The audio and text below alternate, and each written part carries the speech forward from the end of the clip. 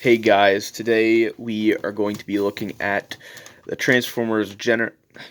Dang, sorry, Transformers masterpiece, um, MPO1, the 20th anniversary movie re-release, Hasbro release.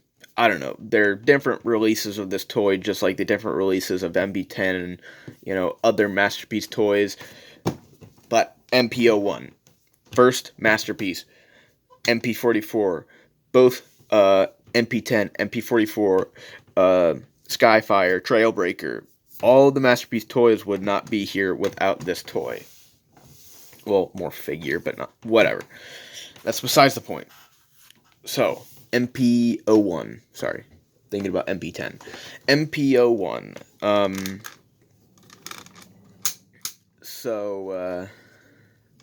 The truck mode, as you can probably see from the front at least, the back looks pretty much like most prime beds.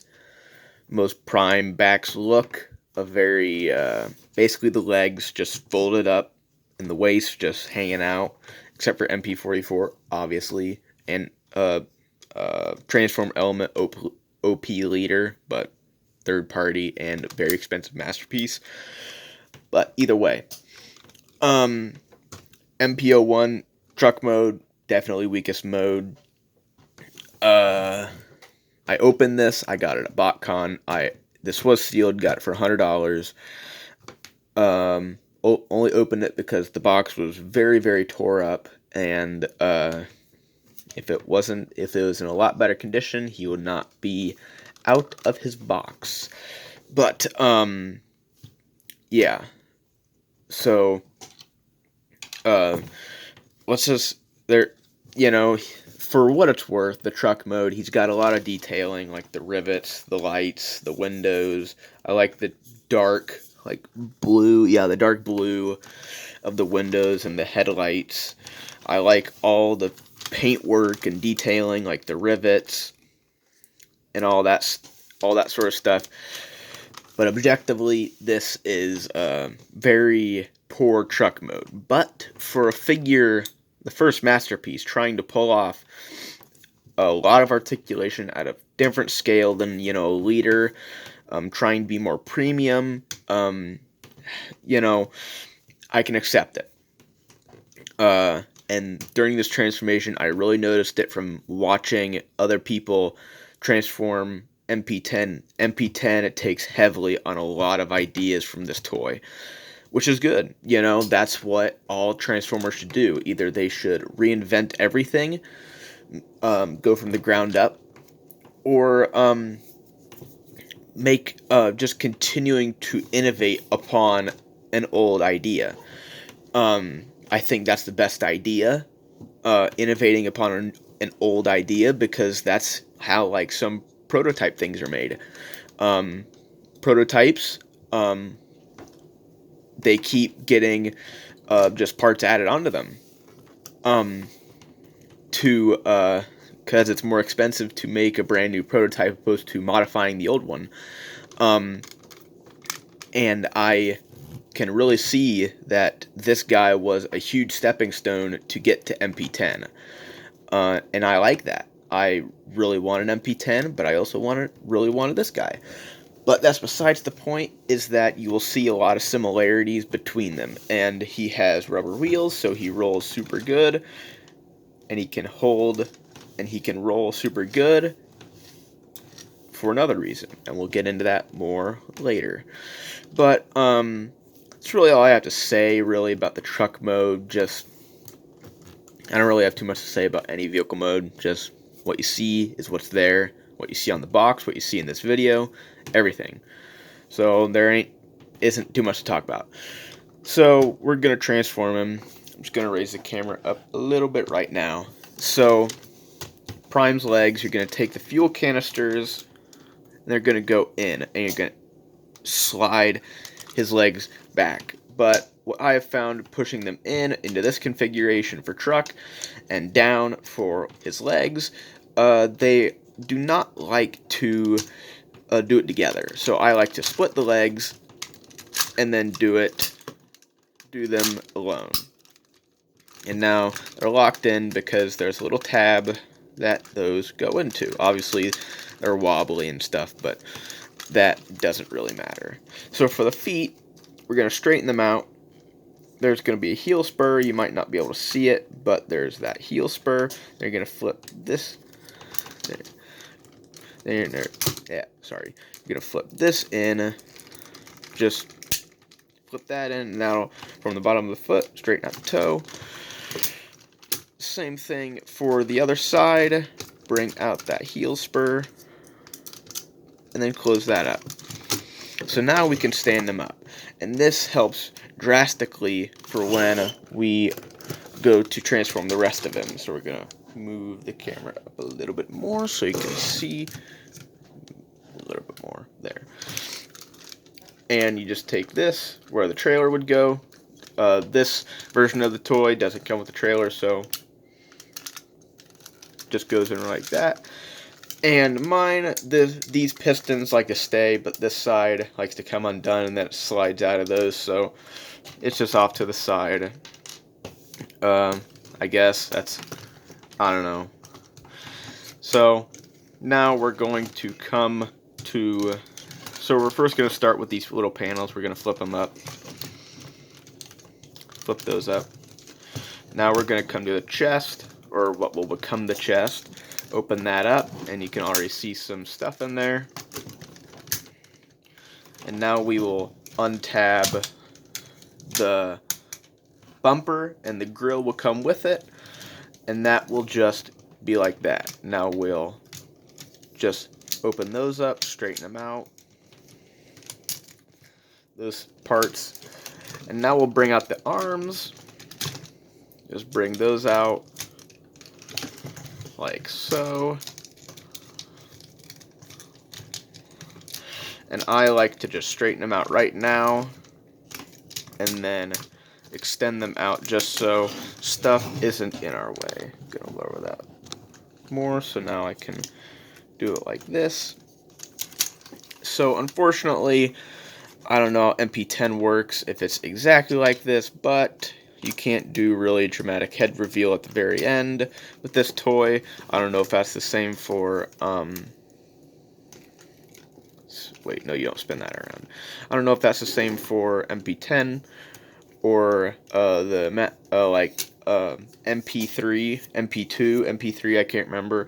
Basically the White Ultra Magnus version, White Ultra Magnus Optimus. The next one I can't remember, it's like MP4 or something. But you're going to spin the matrix chamber around. It's on this weird L-like slider thing, and that will somehow, I apologize if I'm not doing a very good job of showing this, because it's, of all the things, this is probably the most like fiddly. It's just kind of weird how it goes in there. You just have to get it perfect when you line it up, and then it'll just go straight in. So we'll leave that open. We'll stand them back up, raise the camera, we'll flip that down, we'll spin these around, and they only go one way. So wait, I'm trying to remember all of it. Yeah, you have to angle them out or in that, and then you can bring them around. And just gonna do that. Do the other side, angle those in, swing them in.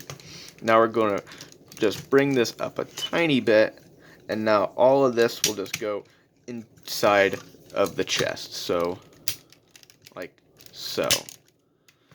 And now we'll close up the chest the rest of the way, bring up his grill, abdomen, and now we'll close that up, those up, and now we'll spin the waist around, we'll close that door, close the matrix, his chest, bring his antennas up, well, horns, antennas, whatever. And now for the hands, there are these doors and some sliders. I need to get a tool. Autobots, transform and roll out. I accidentally just hit the display base, this display stand, but this is just a little screwdriver, and I'll show off the display base later. But these are super tight, especially this way when the hands are closed. At least on my copy, he's not going to get transformed again, so he's not. Still, unfortunately, I don't like having to stick a metal object inside of his arm panel to open it up when it shouldn't. I shouldn't have to. Just unfortunately, I do. So there he is, and yeah, there is MP01, and he is super big. He comes up to like the abdomen section of like my Titans Return, not Titans Return, sorry, my Siege Omega Supreme. He is super tall. He's at least 12 inches. And nearly all the chest and the legs are made out of die-cast metal. So he is super heavy. And before I get into like articulation, all that sort of stuff, I'm gonna go over the accessories. So you have his gun. It's blue. I don't really care if it would be blue or black. Just doesn't matter. There are no tabs, so he just open. He does have individual fingers and a thumb, but he just holds it, so he doesn't hold it the best. Obviously, he didn't have his thumb, but yeah, I don't really care. Just it's his gun, his axe. I should have shown it off before I took out his hand. But you close up his hand, and this would go over into the sort of socket-like in recession where his hand slides into his forearm. I don't want to just scrape up those flaps, so, and this is warped from sitting in the box forever, so, and this swivels, so you can put it however you want. So I'm not going to demonstrate that just because I don't want to scratch up the inside of his those doors any more than I have to. So as you heard, I accidentally hit. It is this display base, has the matrix, little blue spot with some gold. So yeah, it doesn't help him stand. It's not like modern day stands with like a claw or something that or like a peg that plugs into him so he can like do aerial poses, and you'd need like ratchets inside of like a Titan class toy to hold this guy up. No friction joint will probably hold him up unless you really crank it down. So, and he's solid enough to where he won't fall over, even though his ankles are ball joints. But, I'll play the clips. There aren't very many, so I'll just play them really quick. I want you to make a special run to Autobot City.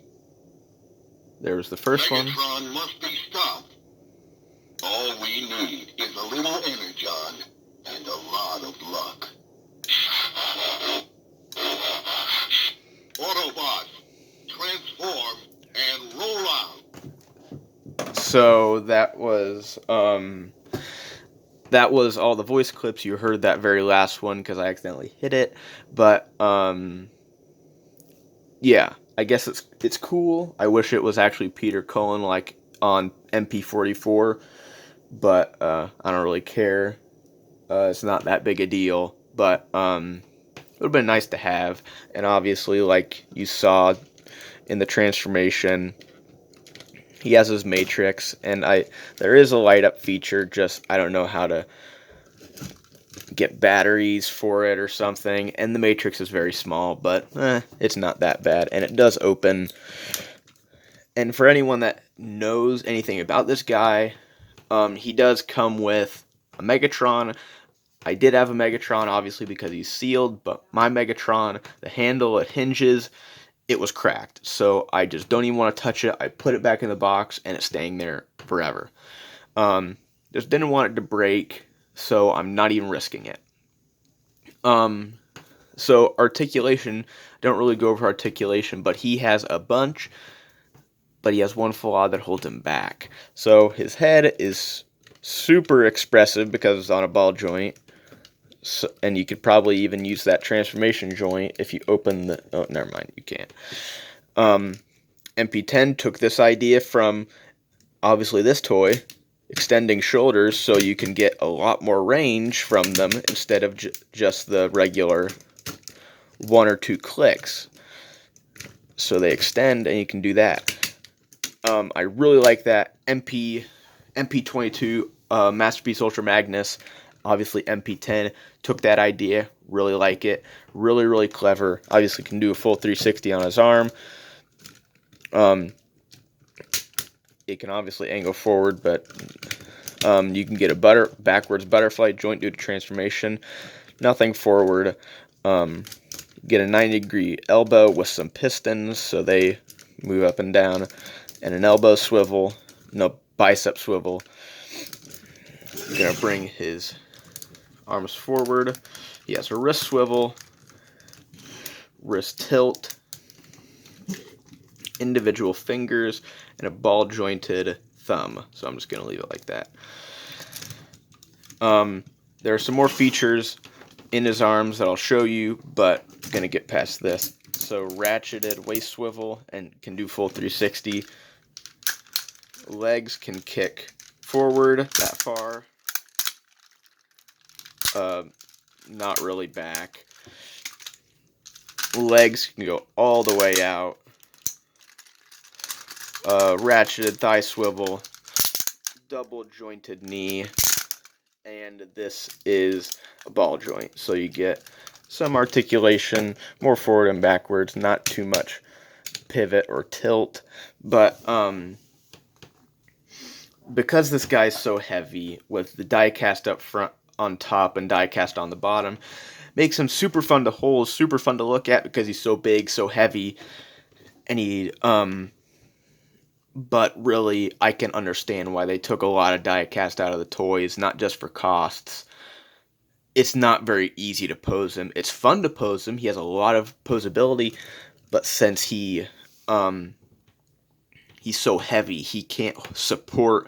Those ratchets are strong, but in the sense of putting him in a pose, just they're not good in that sense. These are super strong joints. I really like the amount of articulation, the quality of the articulation, but it's just so... He's so heavy, especially top heavy, because there's so much die cast on his chest that you can't get him into a perfect pose. Well, you can get him into a perfect pose, but he's not going to be super stable. So that's a bit of a shame. I don't really pose my figures. They just stand straight up like this, but I would really like it if there was a little less die cast in him. Obviously, they're trying to make they're trying to get as much, they're trying to get, show you that, hey, this guy is worth that $400, back in 2006. This is back in 2006, but whenever the original version came out, that's why it has die cast and all these moving pistons and stuff and all these other features. But in a sense of posability, it really hinders him. I really like it. Really like the posability, but just have to point it out. So he has a feature. There are these little doors on his arms, both of his arms, and you just open it. This side, it has a little keypad, and it has Megatron. That little keypad from the type. And then this side, you open it. Oh, come on.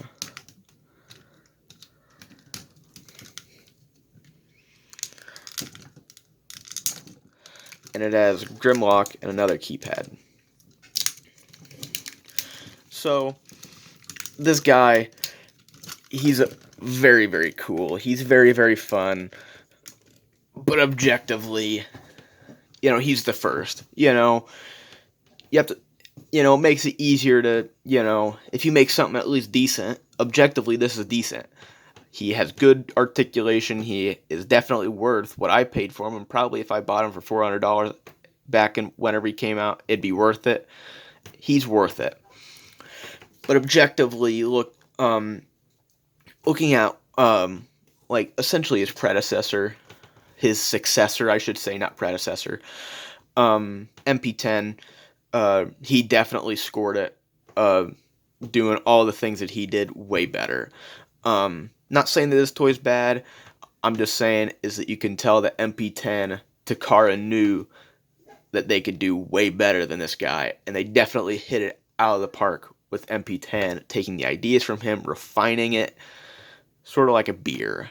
This guy is the very first from like the original, like 1700s, 1400s, whenever, and with a couple hundred years of advancements of like MP5, the very first masterpiece Megatron, with a little bit of time, a little bit more learning, you can take that old beer and refine it down to a perfect thing that is easily worth that $400. And that's basically like this guy going into basically turning into MP10. And I really like that. I really like the aspect that they didn't just straight up trash all the ideas from this guy. They used the base. He used him as a base. They used the G1 toy for his base. Then they used this toy as MP10's base. I really like the idea of that. And that's how it me personally, I think that's how it should be. Is that you can see the progression of each better toy. So this guy, I really like it. But objectively, he's not the greatest, but I really like him for how much I paid for him, or even buying this guy in sealed or even with his box, better condition than mine for $250 on eBay. Easily, I'd buy it. After owning him, he exceeded all my expectations. I loved finding this guy at BotCon. I loved handling him, and I still love him right now. And I probably won't. Just he's super cool. So that's all I have to say. So until next time, see ya.